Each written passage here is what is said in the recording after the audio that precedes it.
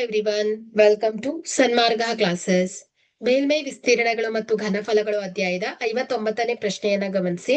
ಅರ್ಧ ಗೋಳಾಕೃತಿಯ ಟ್ಯಾಂಕ್ ನ ಆಂತರಿಕ ತ್ರಿಜ್ಯವು 2.8 ಮೀಟರ್ ಇದೆ. ಈ ಟ್ಯಾಂಕ್ ನ ಸಾಮರ್ಥ್ಯವನ್ನ ಲೀಟರ್ಗಳಲ್ಲಿ ಕಂಡುಹಿಡಿಯಿರಿ. ಓಕೆ, ಸೊ ಈ ಟ್ಯಾಂಕ್ ನಲ್ಲಿರುವಂತಹ ಸಾಮರ್ಥ್ಯ. ಓಕೆ, ಸೊ ಹಾಗಾದ್ರೆ ಇದು ಏನಾಯ್ತು ಹೇಳಿ, ಘನಫಲಕ್ಕೆ ಸಮನಾಗುತ್ತೆ. ಈ ಅರ್ಧಗೋಳದ ಘನಫಲಕ್ಕೆ ಸಮನಾಗುತ್ತೆ. ಓಕೆ, ಸೊ ಇಲ್ಲಿ ಈ ಒಂದು ಅರ್ಧ ಗೋಳಾಕೃತಿಯ ಟ್ಯಾಂಕ್ ನ ಆಂತರಿಕ ತ್ರಿಜ್ಯವನ್ನ ಕೊಟ್ಟಿದ್ದಾರೆ ಅಲ್ವಾ. ಸೊ ಹಾಗಾದ್ರೆ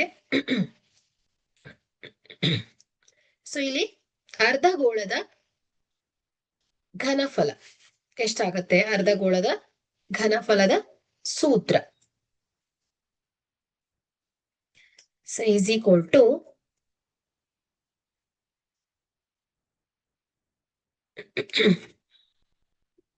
V is equal to 2/3 pi r cube. Okay, so ಅರ್ಧಗೋಳದ ಘನಫಲ ಅಥವಾ ಸಾಮರ್ಥ್ಯ. ಸೊ ಇಲ್ಲಿ ಅರ್ಧಗೋಳದ ಆಂತರಿಕ ತ್ರಿಜ್ಯವನ್ನ ಕೊಟ್ಟಿದ್ದಾರೆ. R is equal to 2.8 metre. Okay, so ಈಗ ನಾವು ಮೌಲ್ಯವನ್ನ ಆದೇಶಿಸಿ V is equal to 2/3 pi 22 divided by 7 into R 2.8 into 2.8 into 2.8. Okay, so ಇಲ್ಲಿ 7 ಬಂದ್ಲೆ, ಸೊ ಇಲ್ಲಿ 0.4. ಓಕೆ, ಸೊ ಈಗ V is equal to 2/3 into 22 into 0.4 ಅಂದ್ರೆ ಎಷ್ಟು ಬರುತ್ತೆ? 8.8 ಇಂಟು 2.8 ಇಂಟು 2.8 ಎಷ್ಟು ಬರುತ್ತೆ? 7.84 ಬರುತ್ತೆ. ಓಕೆ, ಸೊ 2/3 ಇಂಟು 8.8 ಇಂಟು 7.84 ಅನ್ನ ಮಲ್ಟಿಪ್ಲೈ ಮಾಡಿದ್ರೆ 68.992 ಬರುತ್ತೆ. ಓಕೆ, ಸೊ ಇಲ್ಲಿ V is equal to 2 into 68.992 multiply ಮಾಡಿದ್ರೆ 137.984 ಡಿವೈಡೆಡ್ ಬೈ 3. ಸೊ ಇದನ್ನ ಡಿವೈಡ್ ಮಾಡಿದ್ರೆ 45.99466 ಮೀಟರ್ ಕ್ಯೂಬ್ ಆಗತ್ತೆ. ಓಕೆ, ಸೊ ಈಗ ಇದನ್ನ ನಾವು ಲೀಟರ್ಗಳಲ್ಲಿ ಹೇಳ್ಬೇಕಾಗತ್ತೆ.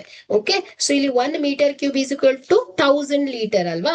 ಸೊ ಹಾಗಾದ್ರೆ ಇಲ್ಲಿ 45.99466 ಇಂಟು 1000 ಈಸ್ ಈಕ್ವಲ್ ಟು ಏನಾಗುತ್ತೆ ಹೇಳಿ? 45,994.66 ಆಗುತ್ತೆ. ಓಕೆ, ಹಾಗಾದ್ರೆ ಇಲ್ಲಿ ಟ್ಯಾಂಕ್ ನ ಸಾಮರ್ಥ್ಯ ಎಷ್ಟಾಗತ್ತೆ ಹೇಳಿ? ಟ್ಯಾಂಕ್ ನ ಒಟ್ಟು ಸಾಮರ್ಥ್ಯ ಎಷ್ಟಾಗತ್ತೆ? 45,994.66 ಅಥವಾ ನೀವು 45,995 ಅಂತ ತಗೊಳ್ಬಹುದು. ಓಕೆ, ಸೊ ರೌಂಡ್ ಆಗಿ ಲೀಟರ್ ಓಕೆ ಆಗತ್ತೆ. ಓಕೆ, ಸೊ ಇದೇನ್ ಹೇಳಿ? ಇದರ ಸಾಮರ್ಥ್ಯ, ಟ್ಯಾಂಕ್ ನ ಸಾಮರ್ಥ್ಯ ಆಗಿದೆ. Okay, thank you.